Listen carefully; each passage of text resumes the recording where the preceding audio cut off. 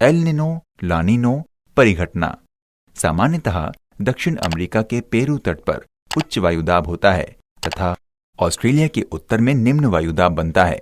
Australia के उत्तर में जहां पर निम्न वायुदाब बन रहा है उसे वेस्टर्न पैसिफिक पूल कहते हैं। सामान्यतः पेरू तट से नॉर्थ इक्वेटोरियल करंट पूरब से पश्चिम दिशा में वेस्टर्न पैसिफिक पूल तक जल को प्रवाहित करता है।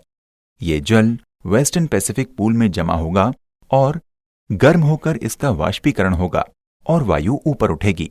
ऊपर उठती हुई वायु में से कुछ वायु पेरू के तट की तरफ जाएगी और कुछ वायु हिंद महासागर में मस्करीन हाई की ओर जाएगी। जो वायु पेरू के तट की तरफ जाएगी वो वहां नीचे बैठेगी, जिससे वहां पर उच्च वायुदाब बनेगा। इस प्रकार हमने देखा कि पेरू और वेस्टर्न पैसिफिक पूल के बीच एक सेल बन गई है, अर्थात पेरू से धरातलीय वायु वेस्टर्न पैसिफिक पूल तक जाती है तथा वेस्टर्न पैसिफिक पूल के ऊपर की वायु पेरू तक जाती है। इस सेल की खोज वाकर महोदय ने की थी, इसलिए उनके नाम पर इसे वाकर सेल कहा जाता है। इसके अलावा वेस्टर्न पैसिफिक पूल के नीचे अधस्थल पर पानी नीचे जाएगा और पेरू कोस्ट पर अधस्थल का ठंडा पानी ऊपर आएगा। ठंडे पानी के साथ साथ प्लैंकटन भी ऊपर आएंगे जो मछलियों के भोज्य पदार्थ होंगे। इसलिए पेरू तट पर बहुत ज्यादा मात्रा में मछलियां पकड़ी जाती हैं। ज्ञातव्य है कि पेरू का तटवर्तीय महासागरीय जल सागरीय जीवों के लिए विश्व में सर्वाधिक उत्पादक है। पेरू की इकोनॉमी में मछली उत्पादन का अहम योगदान है। इस प्रकार एक सामान्य वर्ष में पेरू के तट पर वर्षा नहीं होती है तथा ऑस्ट्रेलिया की तरफ वर्षा होती है। लेकिन जब एल नीनो आता है तो वाकर सेल विपरीत दिशा में कार्य करने लगता है। अब वेस्टर्न पैसिफिक पूल से नॉर्थ इक्वेटोरियल करंट पश्चिम से पूरब दिशा में पेरू तट तक जल को प्रवाहित करता है। ये जल पेरू तट पर जमा होगा और गर्म होकर इसका वाष्पीकरण होगा और वायु ऊपर उठेगी। ऊपर उठती हुई वायु वेस्टर्न पैसिफिक पूल की तरफ जाएगी और वहां नीचे बैठेगी, जिससे वहां पर उच्च वायुदाब बनेगा।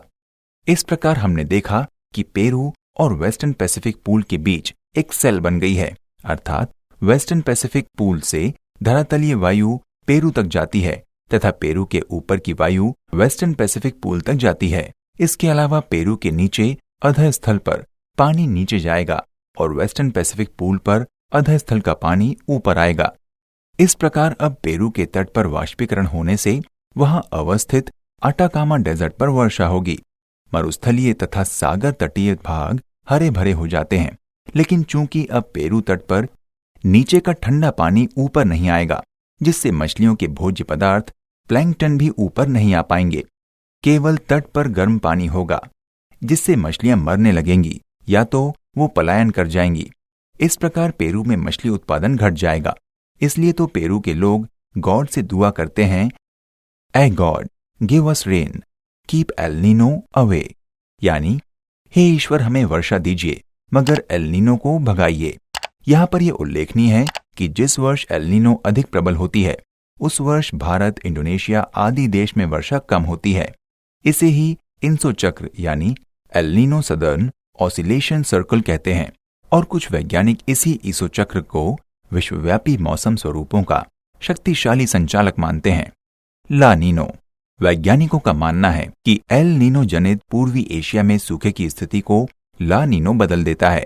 ला नीनो के आगमन के साथ पश्चिमी प्रशांत महासागर के उष्णकटिबंधीय भाग में तापमान में वृद्धि होने से वाष्पीकरण अधिक होता है तथा इंडोनेशिया एवं इसके समीपवर्ती भागों के साथ साथ भारत में भी सामान्य से अधिक वर्षा होती है, जिससे बाढ़ आने का खतरा बढ़ जाता है।